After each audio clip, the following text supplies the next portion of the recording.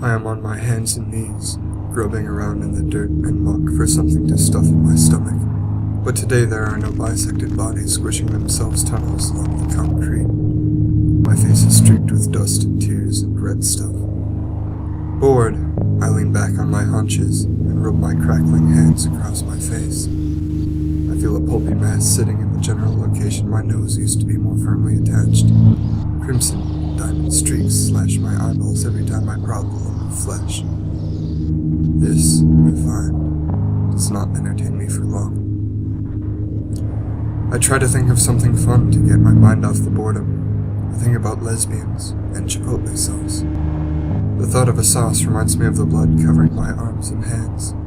I waggle them in front of my face until I tire of this and return to lesbians. The interesting thing about lesbians, of course, is that they enjoy the sexual pleasures of a woman, while also being a woman themselves. Sometimes, I think this might be the best of both worlds. Sometimes, I also think that chipotle sauce is the best of both worlds. I waggle my hands in front of my face again, and remember that I've done this once before. My attempt to return my thoughts to lesbians once again leads to my hands waggling in front of my face, so I give up on lesbians and begin to think about property valuation.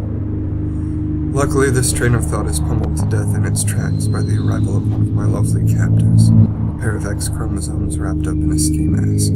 She gestures at my neck with a pistol, and I grin at her glibly through broken teeth. She motions for her companion to move me out of the room.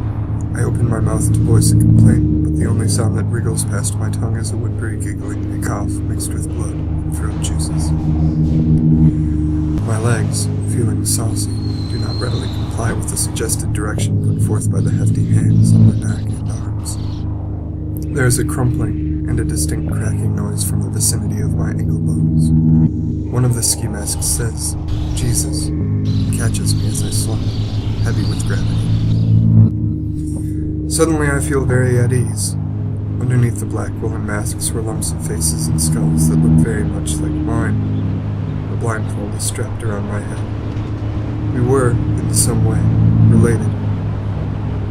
Not like brother-sister, I would imagine. More like two trout of similar genus meeting in a very large pond, and then one of the trouts kidnaps the other one, beats, tortures, and administers heavy doses of various psychotropic substances to, and then comes in late at night and whispers to it that it is an undercover government operative, and is sorry, very sorry, that it cannot stop the execution because that would blow its cover.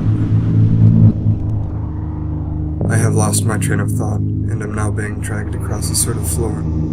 I would assume that I am in an underground base, but the blindfold, for some reason, keeps getting in the way of me looking around and determining for certain. Apparently at some point I had started screaming, because they have taped into my mouth a rough bit of fabric which feels uncomfortably like the sock I am not wearing anymore. Unable to make much noise in the way of ghastly wailing, I settle on silently weeping to myself. There is a sharp pain in my knees, and I am reciprocating the gaze of a red-eyed camera, a man in silhouette pointing various locations for the freedom fighters standing behind me to occupy. A metal barrel presses at the back of my neck spine. A voice behind me says something that sounds like a name, then continues by describing the purpose of the group and their ideology. I don't catch much of it, instead entertaining myself by imagining the exact angle of the bullet sitting in the gun and my head will exit my face. I was never very good at math, so I think 32. I'm all over it for a bit, and add Radians. The voice says my name. I try to turn around and smile at him for remembering it, but instead I suffer a rather severe concussion to my skull and am forced back towards the camera. I don't particularly remember why I would be important to these fine people, and I suppose it doesn't really matter anymore.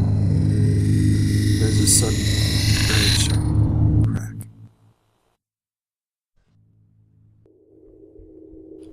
I watch my blood pool out on the floor, flowing around bits of skull and brain matter like sandbars in a river.